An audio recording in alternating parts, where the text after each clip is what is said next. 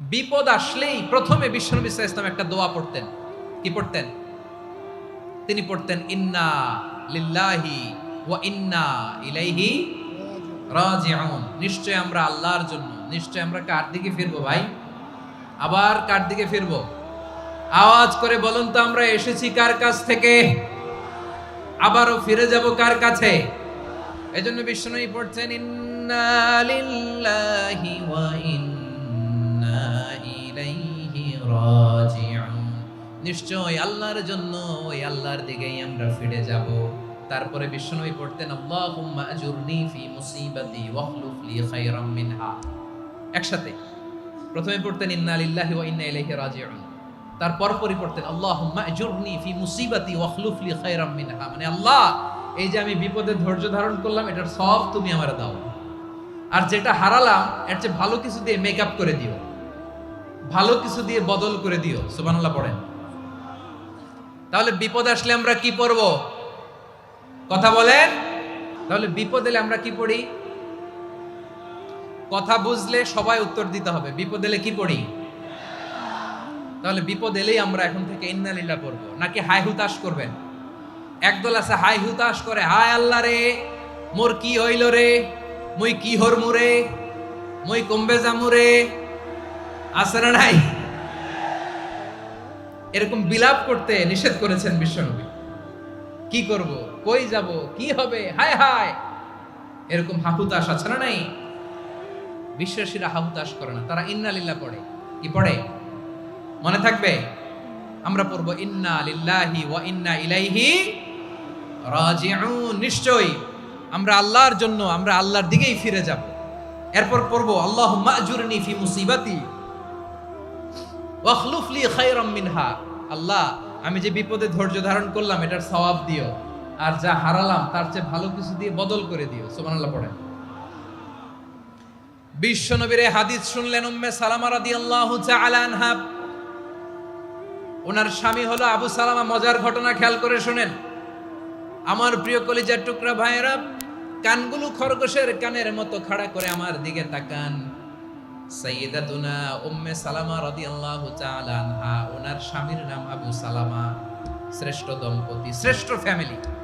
প্রথমে হিজরত করেছিলেন হাবাসায়, পরে হিজরত করেছেন মদিনায়। উহুদ যুদ্ধের পরে ওনার স্বামী আবু সালামা ইন্তেকাল করলো, শহীদ হলো। সুবহানাল্লাহ পড়েন। যখন আবু সালামা ইন্তেকাল করলো, উম্মে সালামা রাদিয়াল্লাহু তাআলা আনহা কেঁদে কেঁদে হয়রান। আর নবীর শিখানো বাণী অনুযায়ী তিনি বারবার পড়ছিলেন ইন্না লিল্লাহ। কি পড়ছিলেন? জামু, কি হরমু, এগুলো বলে নাই। কি বলছে? ইন্না লিল্লাহ। যেহেতু বিশ্বনবী বলেছেন কেউ যদি বিপদের প্রথম ধাক্কায় পড়ে ইন্না লিল্লাহি ওয়া ইন্না ইলাইহি রাজিউন, আল্লাহুম্মা আজুরনি ফি মুসিবাতি ওয়াখলুফ লি খায়রাম মিনহা, তাহলে এই বিপদে যে সে যা হারালো তার চেয়ে শ্রেষ্ঠ কিছু দিয়ে আল্লাহ তার বদল দিয়ে দিবে। এই হাদিস শুনে উম্মে সালামা রাদিয়াল্লাহু তাআলা আনহা ওনার প্রাণ প্রিয় স্বামী আবু সালামার ইন্তেকালের পরে চোখের পানি ছাড়ে, আর পড়ে ইন্না লিল্লাহি ওয়া ইন্না ইলাইহি রাজিউন, আল্লাহুম্মা আজুরনি ফি মুসিবাতি ওয়াখলুফ লি খায়রাম মিনহা। বারবার এই দোয়া পড়ে চোখের পানি ছাড়ে, এই দোয়া পড়ে চোখের পানি ছাড়ে, আর মনে মনে বলে আবু সালামার মতো ভালো মানুষ মদিনাতে নাই, আবু সালামার চেয়েও ভালো মানুষ মদিনাতে নাই, তার চেয়ে ভালো মানুষ কি করে আল্লাহ তাআলা আমারে দিবে, তার চেয়ে ভালো মানুষ তো আমি মদিনাতে দেখি না। চোখের পানি দিয়ে বুক ভাসায় আর নবীর হাদিসের উপর আমল করে পড়ে ইন্না লিল্লাহি ওয়া ইন্না ইলাইহি রাজিউন, ইন্না লিল্লাহি ওয়া ইন্না ইলাইহি রাজিউন। পড়তে পড়তে চোখের পানি ছাড়ে, আর চিন্তা করে বিশ্বনবী বললেন এই দোয়া পড়লে যেটা হারালাম তার চেয়ে ভালো কিছু দিয়ে আল্লাহ পুরস্কার দেয়। আবু সালামার চেয়ে ভালো মানুষ মদিনার মধ্যে আর কে হতে পারে? কি আজীব তামাশা, কি অবাক করা ঘটনা। কিছুদিন পরে দেখা গেল সাইয়্যিদুল মুরসালিন রাহমাতাল লিল আলামিন স্বয়ং বিশ্ব নবী উম্মে সালামাকে বিয়ের প্রস্তাব পাঠিয়েছে। স্বয়ং বিশ্ব নবী উম্মে সালামা রাদিয়াল্লাহু তাআলা আনহাকে বিয়ের প্রস্তাব পাঠিয়েছেন। উনি রাজি হয়ে গেলেন, বিয়ে হয়ে গেল, উনি হয়ে গেলেন উম্মুল মুমিনিন, আমাদের মা, পুরো মুসলিম উম্মার মা। চিৎকার করে বলেন আল্লাহু আকবার। তাহলে আমার প্রাণ প্রিয় ভাইয়েরা, বিপদে পড়লে আমরা পড়বো ইন্না লিল্লাহি ওয়া ইন্না ইলাইহি রাজিউন। আল্লাহুম্মা আজুরনি ফি মুসিবাতি ওয়াখলুফ লি খায়রাম মিনহা। পড়বেন? পড়বেন না? যারা যারা বিপদ আসলে এই দোয়াটা পড়বেন এখন থেকে আওয়াজ করে ইনশাআল্লাহ বলেন। যা হারাইছেন তার চেয়ে শ্রেষ্ঠ জিনিস দিয়ে বদলা দিবে কে? বিশ্বাস হয়? একটু সন্দেহ লাগে মনে হয়, একটু সন্দেহ সন্দেহ আছে? যাদের বিশ্বাস হবে তাদের কি আল্লাহ উত্তম বদলা দিবে, ঠিক কিনা বলেন? তাহলে বিপদে পড়লেই প্রথমে আমরা এটা পড়ব। আমার মায়েরা, আমার বোনেরা, আপনারাও এই দোয়াগুলো পড়বেন। আপনার স্বামীকে শেখাবেন, সন্তানকে শেখাবেন, আপনার পুরো পরিবারটাকে জান্নাতের টুকরো বানিয়ে দিবে কে? তাহলে বিপদ আসলে প্রথমে কি পড়তে হবে এটা জেনে গেলাম। এরপরে বিপদ আসলে নিজেকে কি করে আল্লাহর কাছে সঁপে দিতে হয় এটাও জানার দরকার আছে না নাই? বিপদে প্রথমে ইন্নালিল্লাহ পড়লাম, ধৈর্য ধারণ করলাম, বিপদ থেকে উদ্ধারের সর্বোচ্চ চেষ্টা করলাম। আমার কাজ যখন শেষ তখন আমি আমার এই বিষয়টা আল্লাহর কাছে সঁপে দিব। কার কাছে সুপর্দ করব? কার কাছে? বিপদে বললে কেমন করে নিজেকে আল্লাহর কাছে সঁপে দিতে হয় আসুন সাইয়েদনা ইব্রাহিম আলাইহিস সালামের জীবনী থেকে জানি। আল্লাহর খলিল ইব্রাহিম আলাইহিস সালাম আমাদের মতো সমাজ ব্যবস্থা পায় নাই।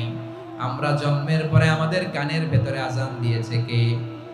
একামত দিয়েছে কে? আমাদের বাপ দাদারা আমাদের কানে আজান দিয়েছে কি? দেয় নাই। আমাদের জন্মের পরেই তো আজান, একামত, বাড়ির পাশে মসজিদ, প্রতিদিন আজান, জুমার খুতবা, প্রতি মাসে মাসে তাফসিরুল কোরআন মাহফিল, মসজিদ, মিনারা, অভাব নাই, ঠিক কিনা বলেন? আপনি যেই সুন্দর ইসলামিক এনভায়রনমেন্ট পেয়েছেন, আমাদের ইব্রাহিম খলিল উনিও কি এরকম পেয়েছিলেন? হ্যাঁ, উনি জন্মের পর পরে ওনার কানে আজান দিছে কেউ? আমার প্রিয় ভাইরা, আগা গোড়া একটা শিরকি পরিবেশ উনি জন্মগ্রহণ করেছেন। উনি ছাড়া ওই তল্লাটে একজনও আল্লাহর উপর বিশ্বাসী নাই। কল্পনা করতে পারেন? গোটা তল্লাটে, গোটা দেশে বিশ্বাসী মুমিন, আল্লাহর উপর বিশ্বাস স্থাপনকারী কয়জন? সবাই বলেন কয়জন? বাকি সব মুশরিক। বাকি সব মুশরিক নিজের সাথে নিজে শক্ত বোঝাপড়া করে, অ্যানালজি করে, সেলফ কনভারসেশন করে উনি মহা সত্যের সন্ধান পেয়েছে। উনি আকাশের তারা দেখে ভাবে মনে হয় এটাই আমার খোদা। পরে দেখে তারা নাই, মনে মনে বলে না তাইলে এটা না। আবার চাঁদ দেখে বলে চাঁদটা বড় মায়া লাগে, মনে হয় এটাই আমার রব। পরে দেখে চাঁদও নাই, কয় না এটা না। এরপরে দ্বীপ প্রহরের জলজলে সূর্যটা খাঁ খাঁ করে গোটা পৃথিবীটারে রৌদ্র দিয়ে তাতিয়ে রাখে। তিনি ভাবলেন মনে হয় এটাই আমার রব, কারণ এটাই তো সবচেয়ে বড়। কিন্তু বিকেল বেলা ওই সূর্যটাও যখন চলে যায়, সাইয়েদনা ইব্রাহিম বলে না এটাও তো নাই। আমার খোদা যদি আমারে ছেড়ে চলে যায়, বিপদে পড়লে আমারে উদ্ধার করবে কে? এভাবে নিজের সাথে অ্যানালজি, সেলফ কনভারসেশন করতে করতে করতে তিনি মহা সত্যের সন্ধান পেয়েছেন। সুবহানাল্লাহ। সব শেষে তিনি ডিসিশন নিয়ে ঘোষণা দিলেন, ইন্নী ওয়াজ্জাহাতু ওয়াজহিয়া লিল্লাযী ফাতারাস সামাওয়াতি ওয়াল আরদা হানিফান ওয়া মা আনা মিনাল মুশরিকিন। নিশ্চয় আমি এমন সত্তার দিকে মনোনিবেশ করলাম, মুখাপেক্ষী হলাম, যিনি আকাশ বানিয়েছেন, জমিন বানিয়েছেন, আমি মুশরিক নই। সুবহানাল্লাহ। পারতেন? আপনি পারতেন? কেউ নাই, লক্ষ লক্ষ মুশরিক, আপনি একা। ওনার মতো এরকম বিচক্ষণতা দিয়ে আল্লাহরে খুঁজে পাইতে পারতেন আপনি? কি নবী ছিল, আল্লাহকে খুঁজে পেয়েছে। যখন আল্লাহর ইবাদত শুরু করলো, এই কথা ছড়ায় পড়লো চারদিকে। নমরুদ সাইয়েদনা ইব্রাহিমকে ডেকে পাঠালেন। নমরুদ বলে, ইব্রাহিম তুমি নাকি মূর্তির পূজা না করে কোন নতুন রবের ইবাদত করো, কে তোমার রব? সাইয়েদনা ইব্রাহিম বললেন, রব্বি আল্লাযী ইউহয়ী ওয়া ইউমীত। আমি এমন রবের ইবাদত করি যিনি জীবন দেন, যিনি মৃত্যু দেন। নমরুদ বলে, তাই নাকি? তোমার রব জীবন দেয়, মৃত্যু দেয়? আর এটা তো আমি দেই, আমিও তো জীবন দেই, আমিও তো মৃত্যু দেই। সাইয়েদনা ইব্রাহিম বললেন, কেমন করে তুমি জীবন দাও, মৃত্যু দাও, একটু দেখাও তো। নমরুদ জেলখানা থেকে দুজন কয়েদিকে ডেকে আনলো। কয়েদি এনে অর্ডার করলো, একটাকে এখনই শিরোচ্ছেদ, হেড অফ, ডেথ পেনাল্টি, মৃত্যুদণ্ড দেয়া হলো। ফিনকি দিয়ে রক্ত বের হলো। নমরুদ বলে, দেখো দুজনকে ধরে আনলাম, একজন কয়েদিকে দিলাম ডেথ পেনাল্টি, মৃত্যুদণ্ড, ওরে মৃত্যু দিলাম। আরেকজন যে দাঁড়িয়ে আছে, চাইলে ওরেও আমি মৃত্যুদণ্ড দিতে পারি, কিন্তু না, ওরে আমি দিব না, ওরে আমি বাঁচাইয়া দিলাম, ছেড়ে দিলাম, মানে জীবন দিলাম। দেখো ইব্রাহিম, তোমার চোখের সামনে একজনরে মৃত্যু দিলাম আর একজনরে জীবন দিলাম। আপাত দৃষ্টিতে তাই তো, একজনরে তো জীবন দিল, আরেকজনরে মৃত্যু দিল। সাইয়েদনা ইব্রাহিম এবার বিপাকে পড়ে গেলেন। কিন্তু এক একজন নবীকে আল্লাহ এমন উইজডম বিচক্ষণতা দিয়ে এই জমিনে পাঠিয়েছেন, মুহূর্তের মধ্যে আল্লাহর খলিল ইব্রাহিম বললেন, فإن الله يأتي بالشمس من المشرق فأت بها من المغرب فبهت الذي كفر। আল্লাহর খলিল ইব্রাহিম বললেন, নমরুদ বুঝলাম তুমি জীবন দাও মৃত্যু দাও দেখলাম, কিন্তু আমার রব আমার আল্লাহ প্রতিদিন সকালবেলা উষা লগ্নে ওই পূর্ব দিগন্ত থেকে সূর্যটাকে উদিত করেন, সাঁঝের বেলা বিকেল বেলা কুথুরি লগ্নে সন্ধ্যা বেলা ওই দ্বিপ্রহরের জল জলে সূর্যটাকে পশ্চিম দিগন্তে ডুবিয়ে দেন। মানে সকালবেলা পূর্ব দিক থেকে উদিত করা সূর্যটাকে পশ্চিম দিকে বিকেলে তিনি ডুবিয়ে দেন। তুমি যদি পারো ওই সূর্যটাকে পশ্চিম দিক থেকে উদিত করে পূর্ব দিকে ডুবিয়ে দাও। সুবহানাল্লাহ পড়বেন না? দেখেন, ইনস্ট্যান্ট ইন্টেলেক্ট, মুহূর্তে বিচক্ষণতা, উইজডম কাকে বলে? নমরুদ পারবে? নমরুদের বাপ পারবে? ওর দাদা, ওর 14 গোষ্ঠী, গোটা বিশ্বের সব ক্ষমতাধর রাষ্ট্রনায়করা একসাথে হলে পারবে? ফাবুহিতাল্লাযী কাফার পারে নাই, ব্যর্থ হয়েছে। এবার তেলে বেগুনে জ্বলে উঠেছে, রেগে মেগে আগুন বলে ফালকুহু ফিল জাহিম। ওর সাথে তর্ক নাই, না পেরে এবার এটারে আগুনে ফেলা।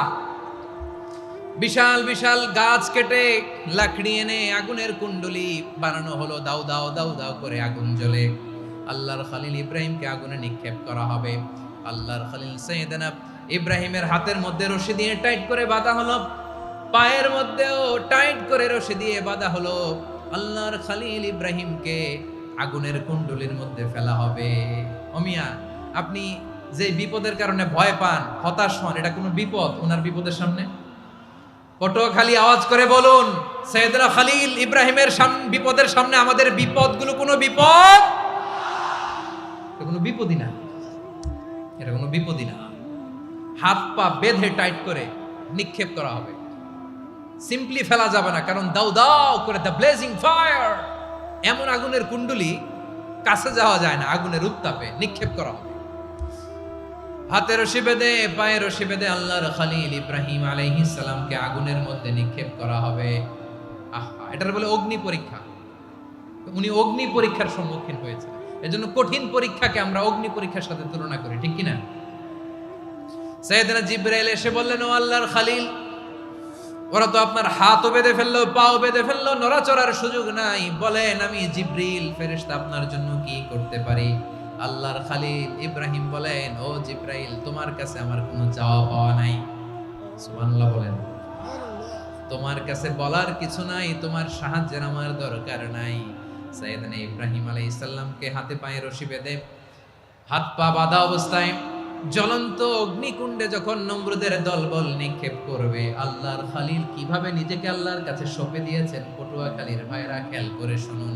হাত পা বেঁধে আল্লাহর খলিলকে যখন নিক্ষেপ করা হবে, তিনি মুখ ফুটে বলে ফেললেন, হাসবুনাল্লাহু ওয়া নি'মাল ওয়াকিল। হাসবুনাল্লাহু ওয়া নি'মাল ওয়াকিল, আমার জন্য আল্লাহই যথেষ্ট, আমার জন্য আল্লাহই যথেষ্ট। তিনি আমার সবচেয়ে বড় গার্ডিয়ান, তিনি আমার সবচেয়ে বড় অভিভাবক। জিব্রাইলের সাহায্যে রফারকে ফিরিয়ে দিলেন। দুনিয়ার বুকে কারো কাছে কিছু বলেন নাই, মুখ ফুটে বলেছেন হাসবুনাল্লাহ। ও আমার পটুয়াখালীর প্রাণের ভাইয়েরা, খেয়াল রাখবেন, কোন বান্দা তার হাতে থাকা সব চেষ্টাটুকুন করার পরে মুখ ফসকে মুখ দিয়ে যখন বলে ফেলে হাসবুনাল্লাহ, বান্দা যখন হাসবুনাল্লাহ বলে ফেলে, ওই ব্যাপারটা ডিল করার দায়িত্ব স্বয়ং আল্লাহ আরশের উপর থেকে নিয়ে নেয়। আপনি যখন বলে ফেলবেন হাসবুনাল্লাহ, এটা ডিলিং করবে কে তখন? চিল্লায় বলেন না, তিনি কে? বান্দা তার সাধ্যের সবটুকু চেষ্টার পরে নতজানু হয়ে যখন বলবে হাসবুনাল্লাহ, আল্লাহ তুমি আমার জন্য যথেষ্ট, নি'মাল ওয়াকিল, তুমি আমার শ্রেষ্ঠ অভিভাবক, তখন তার কি দরকার না দরকার এটা ডিল করে স্বয়ং আল্লাহ। নিক্ষেপ করা হলো সাইয়েদনা ইব্রাহিমকে অগ্নিকুণ্ডলিতে। হাজার হাজার মানুষের দৃশ্য দেখার জন্য জড়ো হয়েছে এরকম বিশাল ময়দানে। কিন্তু কি অবাক করা ঘটনা, সবাই ভয় পাচ্ছিল, না জানে কি হয়ে যায়। আল্লাহর খালিলকে যখন আগুনের কুণ্ডলিতে নিক্ষেপ করা হয়, আল্লাহর খালিল ইব্রাহিম আগুনের কুণ্ডলের মধ্যে বসে বসে মানুষগুলোর দিকে তাকিয়ে হাসতে শুরু করে দেয়।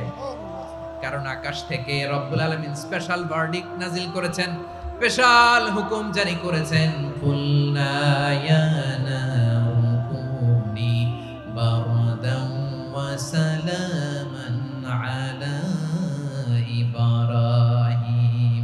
ও আগুন খবরদার, সৃষ্টি শুরু থেকে তোকে একটা ধর্ম আমি বাতলে দিয়েছিলাম, তোর ধর্ম, আগুনের ধর্ম হলো যা পাবে জ্বালিয়ে সারখার করবে।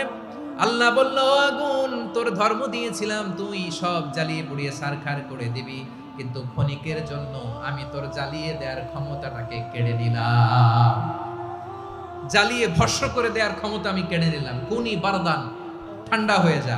কিন্তু এত বেশি ঠান্ডা হবি না আবার আমার ইব্রাহিমের জন্য সর্দি লেগে না যায়। সুবহানাল্লাহ, এত আসতে বললে হবে? কুনি বারদান, বার্দ মানে বরফ, ঠান্ডা, ঠান্ডা হ, কিন্তু এত ঠান্ডা হবি না যাতে আমার ইব্রাহিমের কষ্ট হয়। আগুন বলে, আল্লাহ একবার বললাম ঠান্ডা হ, আবার বলো এত ঠান্ডা হবি না যাতে খালিলের সর্দি না লাগে। কেমন ঠান্ডা হব, কেমন এনভায়রনমেন্ট তৈরি করে দেব বলো। আল্লাহ বললেন, সালামান আলা ইব্রাহিম, আমার খালিল, আমার কলিজা, আমার ইব্রাহিমের জন্য তুই জান্নাতের গুল বাগিচা হয়ে যা। ও ভাই, নবী মুসার মতো ঈমান হলে রাস্তা হবে সাগর জলে, নবী ইউসুফের মতো ঈমান হলে একে একে দরজা খোলে। নবী ইব্রাহিমের মতো ঈমান যদি আজও থাকে বিদ্যমান, অগ্নিকুণ্ডে দেখতে পাবে খুবসুরতে ফুল ভাগা। কুলনা ইয়া নারু কুনি বারদান ওয়া সালামান আলা ইব্রাহিম। বান্দা যখন মুখ দিয়ে বলে হাসবুনাল্লাহ, আমার আল্লাহ আমার জন্য যথেষ্ট, এই বলে যখন নিজেকে সঁপে দেয়, তার কি লাগবে ওই দায়িত্ব স্বয়ং নিয়ে নেয় কে? সবাই বলেন, স্বয়ং নিয়ে নেয় কে? তাহলে আমার প্রিয় ভাইরা, বিপদের শুরুতেই আমরা বলবো ইন্না লিল্লাহ। শুরুতে কি বলবো? এরপরে যেই বাক্যটা পড়ে নিজের পরিস্থিতিকে আল্লাহর দরবারে সঁপে দিব, সেটা হচ্ছে হাসবুনাল্লাহ। সেটা কি? বিষ্ণু বলেন, লা ইয়াজালু লিসানুকা রাতাবান মিন যিকরিল্লাহ। সব সময় আল্লাহর স্মরণ দিয়ে, জিকির দিয়ে জিহ্বাটারে সিক্ত রাখো। আর শয়তানু জাসিমুন আলা কলবি ইবনে আদম, শয়তান বনি আদমের কলবে খামচি মেরে বসে থাকে। ফাইদা যাকারাল্লাহ খানাসা, মানুষ যখন আল্লাহর স্মরণ করে জিকির করে, শয়তান দৌড়ে পালায়। ওয়া ইদা গাফালা ওয়াসওয়াসা, যখনই বনি আদম গাফেল হয় তখনই শয়তান তার হৃদয়ে ওয়াসওয়াসা দেয়। এজন্য বিপদে পড়লে ইন্না লিল্লাহ, নিজের সব টুকুন করার পরে, নিজের রোল প্লে করার পরে নিজেকে আমরা কি বলে সঁপে দিব? সবাই বলেন, সবাই বলতে হবে, আরো জোরে বলে, মনে থাকবে? বিপদে পড়লে প্রথমে ইন্না লিল্লাহ, এরপরে নিজেকে যখন সঁপে দিব তখন